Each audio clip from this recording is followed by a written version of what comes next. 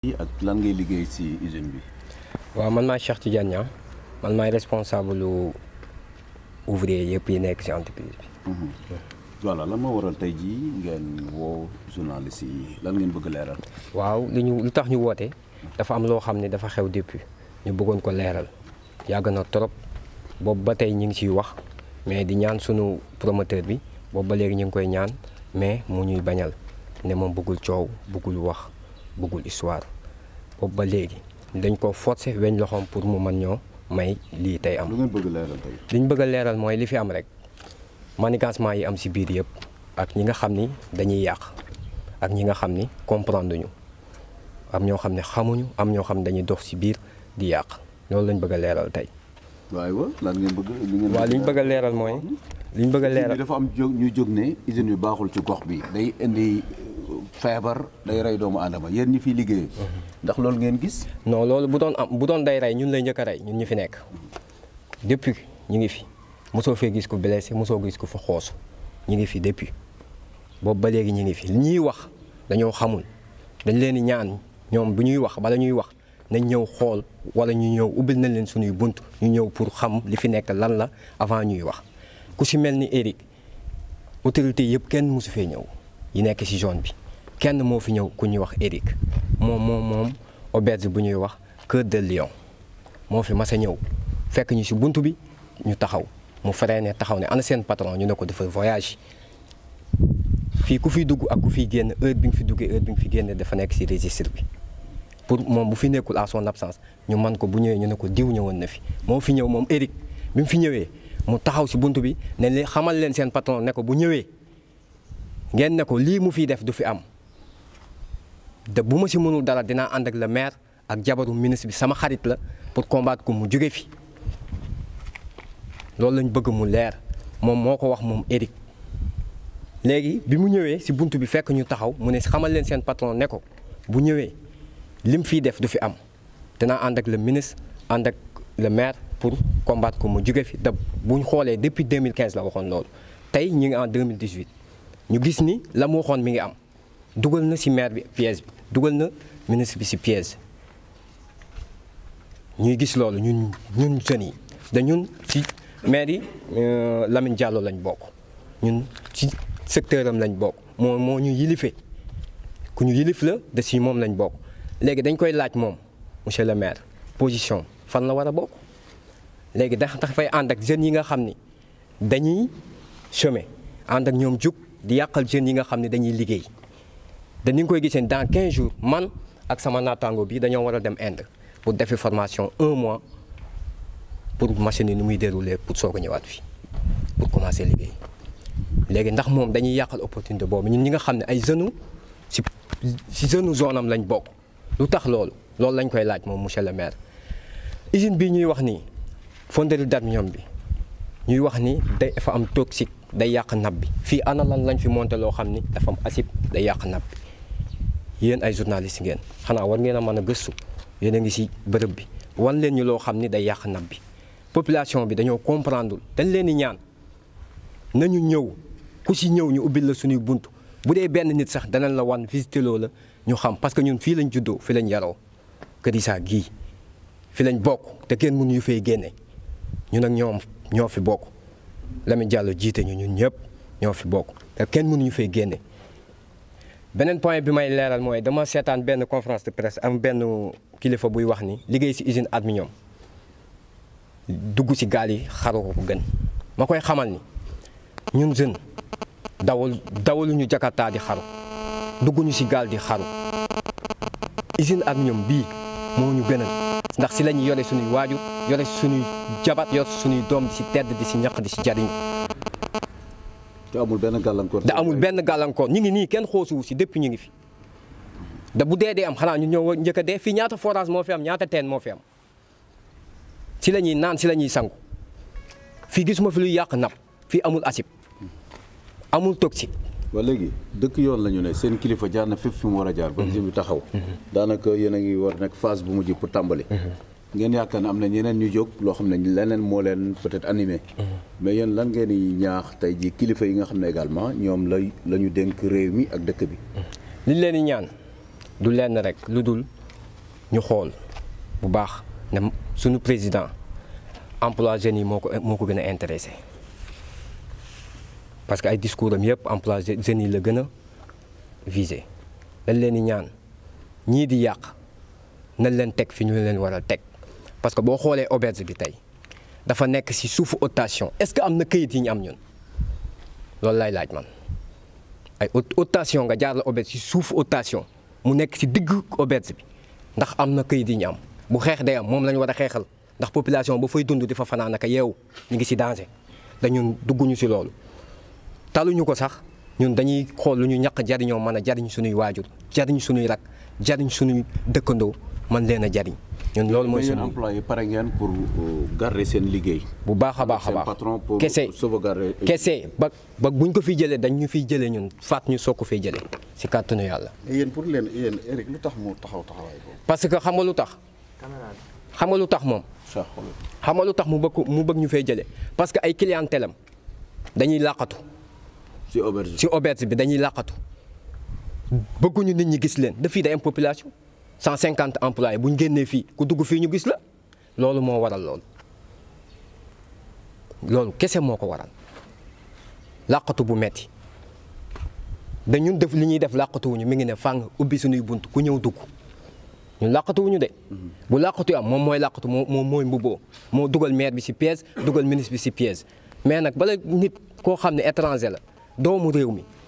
kër yi doon xale di kër yi ba dem Espagne kër yi am alalam ñëw bàyyi fépp ñëw ba Thiès gi juddoo yaroo fi màggee fi ànd ak jeune waa Thiès bokk ci zone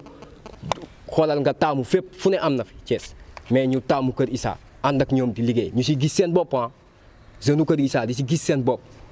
waa Kër Issa di ci gis seen bopp école Kër Issa ba cyber ba fa nekk ñoo ko fa def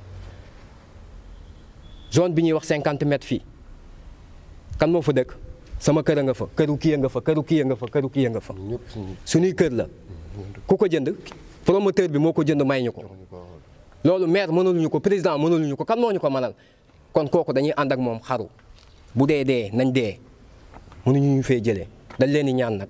monsieur le maire dama koy ñaan mu ànd ak son conscience tranquille mu xalaat bu baax ci li muy dugg parce que am na jeunes yoo xam ne moom moo leen jiite dañu ngi fii di liggéey di daan seen doole mënoon nañoo taxaw këram di ko ñaan kër guñ dëkk wala di ko ñaan dépense defuñu ko de dañ ko koo wàccee kon ko wàccee war na koo jàppale. asalaamaaleykum man maa ngi tudd Mansour Niang dëkk fii Medina Fall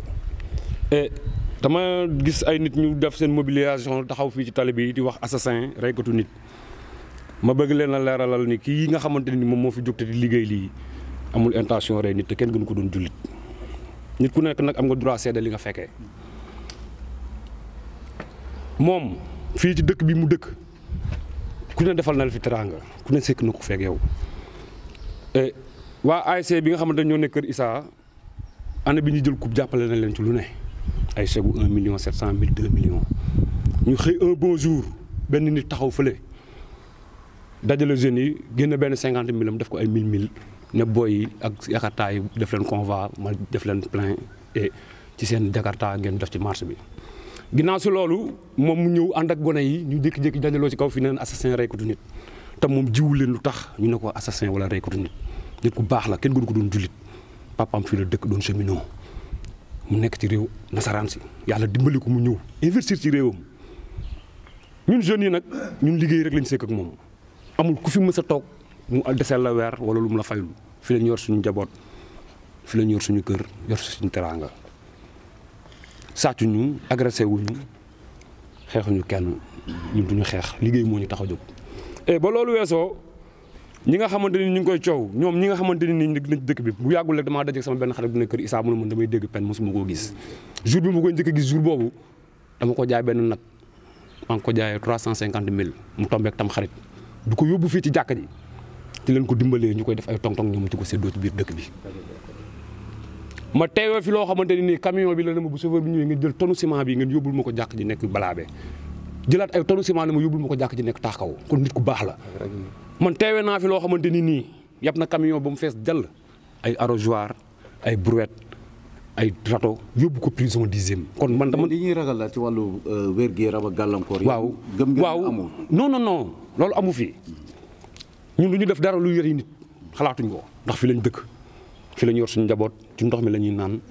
ci ndox mi la ñuy sangoo ci ndox mi la ñuy utiliser lépp. Bonjour, je m'appelle Madame Gueye. Je suis gestionnaire administrative et financière ici dans l'entreprise. Le nom. Betty Pen. En fait, je voulais éclaircir un peu par rapport aux gens de Keur Issa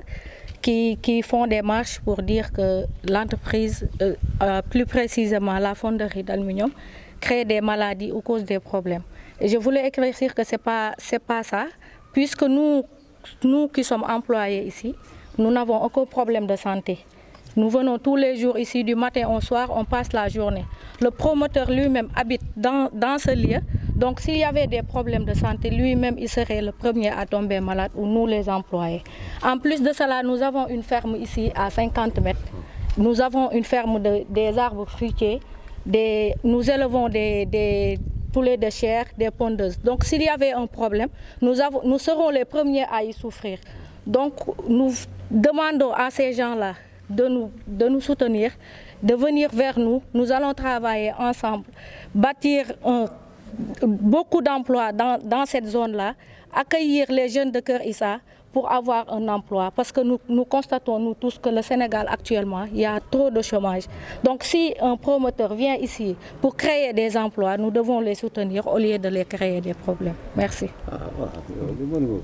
Dites-nous, quelles sont les perspectives? Il paraît qu'il y a certains de vos collègues qui doivent aller en formation dans quel... Oui, il y a 2 de nos collègues qui doivent aller en formation en Inde pour être formés comment ils utilisent les machines, les fours ici. Donc cette opportunité-là va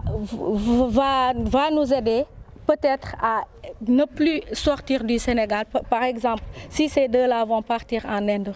accueillir une formation, s'ils reviennent ici, donc nous n'avons plus la possibilité d'envoyer encore des gens. Ces 2-là vont continuer à former les jeunes qui sont là. Donc ça, c'est une bonne perspective, c'est un bon atout pour notre entreprise. Et vous reconnaissez que le promoteur a de bonnes relations avec les populations de Keur Issa et il a toujours également investi dans le quartier, dans d'autres quartiers de Thiès? Oui, le promoteur, il a toujours investi dans le quartier. Il n'a jamais eu de problème avec la population qui est là. Il aide beaucoup les gens ici. Mais lui, il est tellement humble qu'il ne passe pas tout son temps dans les médias ou bien dans le quartier pour dire j'aide telle personne ou telle personne. Donc ces gens-là, ils se reconnaissent et ils ne doivent pas lui mettre les bâtons dans les roues pour empêcher cette entreprise-là de fonctionner. Et selon vous, ceux qui agitent, qu'est-ce qui les motive? Votre collègue Lagna a un peu indexé votre voisin d'en face qui gère peut-être un réceptif, peut-être vous le dérangez. Oui, peut-être on le dérange, comme l'a si bien dit mon collègue Chernia, parce que si vous voyez, nous allons créer plus de 160 emplois ou plus. Donc si ces gens-là ont une auberge ici, et l'auberge là va accueillir des gens, et ils savent que les employés qui sont là peuvent par exemple connaître quelqu'un, ça ne les arrange pas, ça peut leur faire perdre des clients et tout. Donc c'est suite à ça qu'ils veulent juste nous empêcher de mener notre entreprise. Pour moi, c'est le seul problème. Et qu'est-ce que vous dites maintenant aux autorités de ce pays et de cette ville-là? Qu'est-ce que vous leur dites? Je demande aux autorités de nous soutenir. Parce que si nous, on n'est pas là pour se battre, on est là pour travailler, on ne connaît même pas la bataille. Donc on est là pour créer des emplois, pour aider les gens. Donc les autorités ne doivent pas nous tourner le dos, ils doivent venir nous aider, nous soutenir pour bâtir ces âmes-là.